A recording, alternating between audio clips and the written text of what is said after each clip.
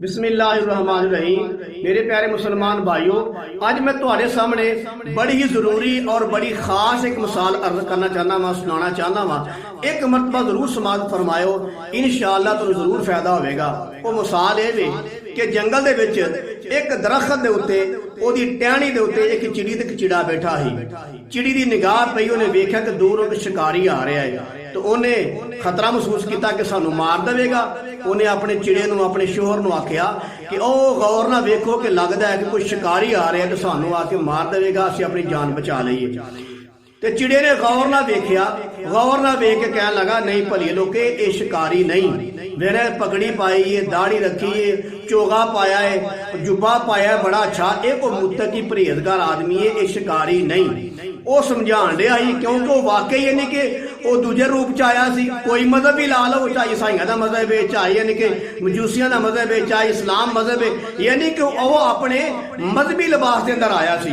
ते चिड़े ने वेख के आख्या कि ये कोई रहनुमा लगता है अपनी कौम का, एक मुत्तकी परहेजगार लगता है, ये शिकारी नहीं। ਇਹਦਾ लिबास, ਇਹਦਾ चेहरा मोहरा, ਇਹਦਾ जुब्बा वेख के शिकारी नहीं लगता, लिहाजा ये शिकारी नहीं। ਇਹ ਸਮਝਾਣ ਡਿਆ ਜਿਹੜਾ ਆਪਣੀ चिड़ी ਨੂੰ अचानक तीर आया ਤੇ ਉਹਦੇ सीने च लगा ਤੇ ਨਾਲ ਉਹਨੂੰ ਪਰੋ ਕੇ ਲੈ ਗਿਆ। आखिरकार चिड़ा मर गया। ਜਿਹੜੀ चिड़ी है ਉਹ वक्त ਦੇ बादशाह ਦੇ ਕੋਲ गई, जाके ਉਹਨੂੰ शिकायत की कि जनाब कि ਤੁਹਾਡੀ रियायत ਦੇ ਵਿੱਚੋਂ एक शिकारी ने मेरा चिड़ा मार छड़िया, उन्हें ज्यादती की। बादशाह सलामत ने उस शिकारी को बुलाया, शिकारी आया, उन्होंने पूछा। शिकारी ने आख्या कि वाकई भाई मेरे को ज्यादती हुई है, मेरे को गलती हुई है, मैं चिड़ा इहदा मारिया। फिर बादशाह ने चिड़ी को मुखातब करके आख्या कि यह वो बंदा है जिन्हें तेरा चिड़ा मारिया, अगर तू आनी है तो मैनू ओदे बदले यानी कि सलाए मौत दे छड़ना वा।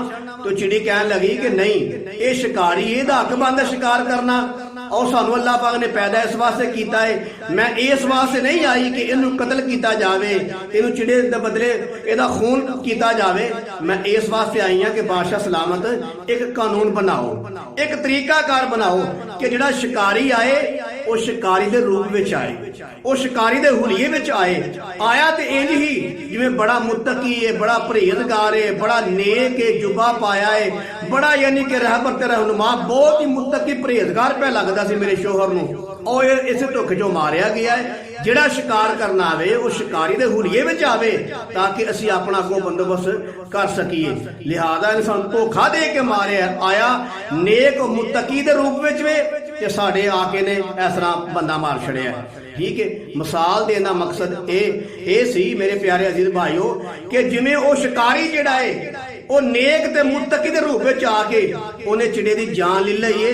इंजी अजकल के दौर के अंदर बाद लोग जिहड़े ने है राफजी ने, है राफजी देन दे ने, लेकिन अहले सुन्नत वल जमात दे लिबास च आके अहले सुन्नत दा लिबादा ओढ़ के ते लोकां नूं यानी कि जहर खुआ के उन्हां दे ईमान दी मौत नूं मारन दे ने। उन्होंने ईमान जिहड़ा उन्हां दे अंदर है वो खत्म कर देने पे, उन्होंने ईमानी मौत मारन दे ने, उन्होंने उन्हां दा ईमान दा बेड़ा गर्क करके उन्होंने मार देने पे।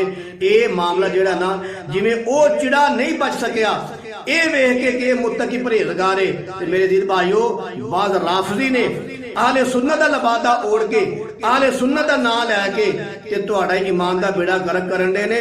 जिवें वो चिड़ा धोखे च मर गया सी, इंज धोखे च तुहाडा ईमान खराब हो जाना।